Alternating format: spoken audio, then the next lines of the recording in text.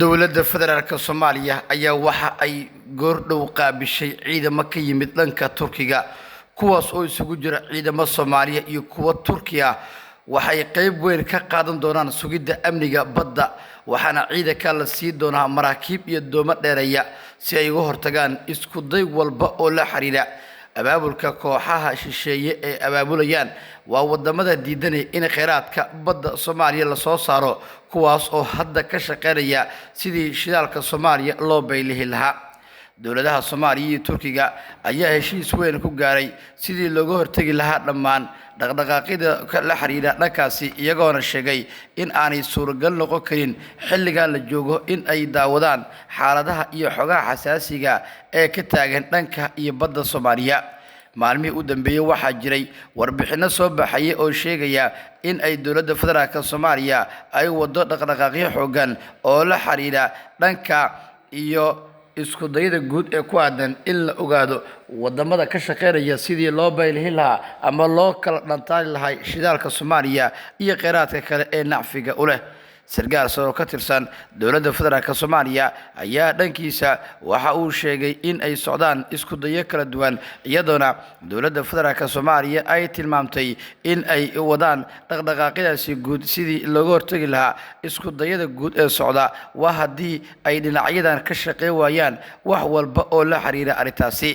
xubnaha dowladda federaalka Soomaaliya ka tirsan ee Turkiga heshiiska iyo cilaaqaadka la soo gaaray ayaa waxay si toos ah u sheegeen in aanay suuragal noqon karin marka la eego awoodaha guud ee dowladda federaalka Soomaaliya ay doonayso inay xoog ku saarto dhismaha ciidamada laakiin waxaa jira dhaqdhaqaaqyada guud ee ku saabsan arrimahaasi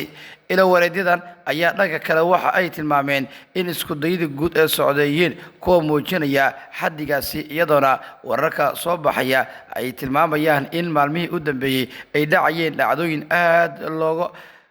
gilgishay marka la eego waqtiga lagu soo beegay iyo qaabka loo wado waana in kooxo burcadbadeed Soomaaliya oo muddo ka hor laga takhalusay in markan ay bilaabaan in ay dib u soo noolaadaan taasoo keentay in saraakiisha iyo mas'uuliyiinta dowladda federaalka Soomaaliya iyo xubnaha kale ee ku aadan in dowladda Turkiga ay ka socdaan kuwaas oo wata maraakiibta iyo qalabka casriga ee lagu howlgali karo Turkigu waxa uu Soomaaliya keenay maraakiibtiisii ugu qaalisneed ee uu sameystay uguna talagalay inuu ku soo saarto shidaalka taa oo keentay in mas'uuliyiinta dowladda federaalka Soomaaliya iyo dowladda Turkiga ay bilaabaan dhaqdhaqaaqyo guud oo ay ku raadinayaan sidii arrimaha ay ugu soo gaari lahaayeen dowladda Soomaaliya waxay si toos ah u sheegtay inay soo saari doonto shidaalka iyo macaadinta kale ee kheyraadka ee ku jira gudaha Soomaaliya taasoo keentay in isku dayada guud ee socdeeyeen kuwa muujinaya xaddiga awoodeed ee arrintaasi la xiriira sargaal soo ka tirsan dowladda federaalka Soomaaliya waxa uu dhankiisa sheegay in dowladdu ay wado dhaqdhaqaaqyo iyo isku dayo kala duwan iyadoona mas'uuliyiinta iyo isku dayadaasi mas'uuliyiinta intooda badan ay bilaabeen sidii loo raadin lahaa guud ahaan abaabulkaasi waxaana xubnaha dowladda federaalka Soomaaliya ay sheegeen in ay wadaan abaabulka iyo in la sameeyo qorshe guud oo ku saabsan qaabka looga hortagi karo isku day walba oo arrimahaasi la xiriira